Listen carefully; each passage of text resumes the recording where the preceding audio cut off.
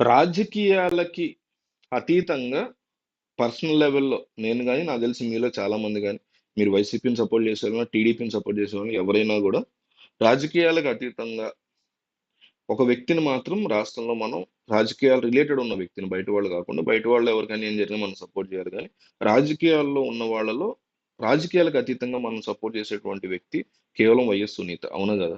ఖచ్చితంగా వైఎస్ సునీతని ఈ ఈ వైఎస్ వివేకానంద రెడ్డి మర్డర్ కేసులో ఖచ్చితంగా సపోర్ట్ చేస్తాం. మనిషి అనేవాడు బుద్ధున్నోడు, బుర్రలో గుజ్జున్నోడే సపోర్ట్ చేస్తాడు. ఎందుకు చేస్తాడంటే, సీబీఐ చాలా స్పష్టంగా అఫిడవిట్‌లో అవినాష్ రెడ్డి పేరు పేర్కొంది. అతని మీద తీవ్రమైన అనుమానాలను వ్యక్తం చేసింది కాబట్టి.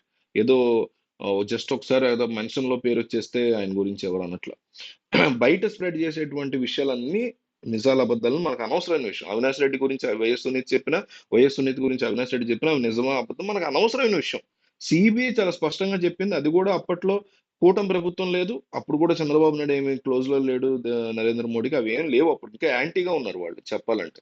అట్లాంటి టైంలో కూడా సీబీఐ అవినాష్ రెడ్డి గురించి ఒక ఎంపీ అని తెలిసి వైఎస్ జగన్మోహన్ రెడ్డి పార్లమెంట్లో 22 ఎంపీలతో సపోర్ట్ ఇస్తున్నారు గుడ్డిగా ఏ బిల్లు పెట్టినా అని తెలిసి కూడా సపోర్ట్ ఇచ్చిందంటే ఖచ్చితంగా స్ట్రాంగ్ అక్యూజేషన్ ఉంది అక్కడ. అయినా కానీ వైఎస్ అవినాష్ రెడ్డి ఇందులో ఏ తప్పు చేయలేడు అని అమాయకుడు అన్నాడంటే ఆడంత ఎదవ ఇంకొకడు లేడు మనలో ఎవరైనా సరే సామాన్యులు. సో అయితే ఇప్పుడు మరి కూటమి ప్రభుత్వం అధికారంలోకి వచ్చింది. కాంగ్రెస్ పార్టీ కేంద్రంలో అధికారంలోకి రాలేదు. సిబిఐ యొక్క ముందడుగు ఎట్లా పడుతుంది అనే విషయంలో భయపడుతున్నారు వైఎస్ సునీత. నలుగురు ఎంపీలు చేతిలో పెట్టుకుని, రాజ్యసభ ఎంపీలు ఏకంగా భారీ ఎత్తున చేతిలో పెట్టుకుని 11 మంది ఎంపీలతో జగన్మోహన్ రెడ్డి చక్రం తిప్పే పరిస్థితి కనిపిస్తోంది. ఎందుకంటే లోక్సభలో బిల్లులు పాస్ అయ్యడంతో పాటు రాజ్యసభలో కూడా అవ్వాలి. రాజ్యసభలో అవ్వాలంటే ఖచ్చితంగా జగన్మోహన్ రెడ్డి యొక్క సపోర్ట్ కావాల్సి ఉంటుంది. సో ఇట్లాంటి టైంలో మరి సిబిఐ ఏ రకంగా ముందుకెళ్తుంది అవినాష్ రెడ్డి మీద? అవినాష్ రెడ్డి గనక బీజేపీలోకి వెళ్ళిపోతే పరిస్థితి ఏంటి? అప్పుడు తనకి ఎవరు న్యాయం చేయగలుగుతారు అంటే చంద్రబాబు నాయుడు మాత్రమే చేయగలుగుతారని చాలా మంది ఆమెకు పర్సనల్ గా చెప్పడంతో చేస్తున్నారని మనం నమ్మట్ల. జస్ట్ వాళ్ళు చెప్పుకున్నారని చెప్తున్నాను. సో చెప్పడంతో ఆమె నేరుగా చంద్రబాబు వద్దకి వెళ్ళబోతున్నారు అనేటువంటి మాటలైతే వినిపిస్తున్నాయి. ఆమె గనక నాకేమనిపిస్తుంది అంటే నిజానికి మొన్న కడప ఎన్నికల్లో వైఎస్ అవినాష్ రెడ్డి స్థానంలో వైఎస్ అవినాష్ రెడ్డికి ఆపోజిట్ గా వైఎస్ షర్మిల స్థానంలో కాంగ్రెస్ నుంచి కాకుండా అసలు షర్మిల పోటీ చేయకుండా కూటమి నుంచి వైఎస్ సునీత కనుక ఎంపీగా పోటీ చేస్తుంటే అవినాష్ రెడ్డికి డిపాజిట్లు కూడా వచ్చేవి కాదు అనిపిస్తుంది నాకు. ఎందుకంటే 2019లో వచ్చినటువంటి ఓట్ల మెజారిటీ 3.5 లక్షలు అవినాష్ రెడ్డికి కడప ఎంపీగా. అంటే ఎంపీల యొక్క ఏమంటారు మెజారిటీలు చాలా గట్టిగా ఉంటాయి. ఎందుకంటే 7 అసెంబ్లీ సెగ్మెంట్లు కలిపితే ఒక ఎంపీ సెగ్మెంట్ కదా! సో అన్ని ఓట్లు కలిపి ఇక్కడ మెజారిటీలు గట్టిగా ఉంటాయి. అట్లాంటిది మొన్న కేవలం 2024లో 60,000 ఎంతో వచ్చింది అంతే.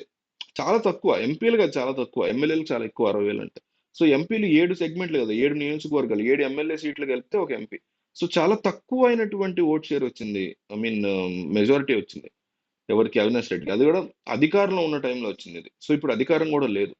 ఈ టైంలో అంటే చెప్తున్నా అసలు ఆవిడ కూటమి నుంచి పోటీ చేసుంటే మాత్రం చాలా గట్టిగా ఆవిడే గెలిచేవారనిపిస్తుంది నాకైతే పర్సనల్‌గా. సో మొత్తానికి చంద్రబాబు నాయుడుని ఈ విషయంలో ప్రెషరైజ్ చేయడానికి. ఎందుకంటే ఆమె ఎవరినైనా ఇప్పుడు ఫస్ట్ ఆమె ఎళ్ళిందే తప్పులేదు. ఆమె జగన్ దగ్గరికే ఎళ్లి అభ్యర్థించారు. అవ్వలా. ఇప్పుడు షర్మిల హెల్ప్ తీసుకున్నారు. ప్రయత్నం చేశారు. ఇప్పుడు మరి అవుతుందో లేదో తెలియట్లా. చంద్రబాబు నాయుడుని అడుగుతారా? లేకపోతే మోడీని అడుగుతారా అవకాశం ఉంటే? తప్పేముంది తన తండ్రికి జరిగినటువంటి అన్యాయాన్ని ప్రశ్నించడానికి, దాని గురించి హెల్ప్ చేయండి అని అడగడానికి ఆమె ఎవరి గుమ్మం తొక్కినా తప్పులేదు. ఒక మీ ఇంట్లో జరిగిన తప్పు, మా ఇంట్లో జరిగిన ఎవరైనా సరే అట్లాంటి వాళ్ళ వెనక ఖచ్చితంగా నిలబడాలి. ఆమె మీద ఉన్నటువంటి అక్యూజిషన్స్ గురించి నేను మాట్లాడట్లా. ఆమె చేశారు ఇదంతా అనేటువంటి వాళ్ళు కూడా నేను దాని గురించి సిబిఐ ఏం చెప్పింది? విత్ ఇన్వెస్టిగేషన్, విత్ ప్రూఫ్స్ చెప్తుంది సిబిఐ. మీలాగా నాలాగా టీడీపీ వాళ్ళలాగా, వైసీపీ వాళ్ళలాగా మీడియా ముందుకు వచ్చిన ఏది పడితే అది వాగదు కదా! సో అందువల్ల నేను ఆమెను ఈ విషయంలో సపోర్ట్ చేయదలుచుకుంటున్నా. ఆమె చంద్రబాబుని కలవబోతున్నారన్న వార్తలు వస్తున్నాయి. దీని మీద మీ అభిప్రాయం ఏంటి? ఆవిడ కలవడం కరెక్టా? రాంగా? చంద్రబాబుని మీరు చెప్పండి. కరెక్ట్ అయితే కరెక్ట్ అని, రాంగ్ అయితే రాంగ్ అని కామెంట్ చేయండి.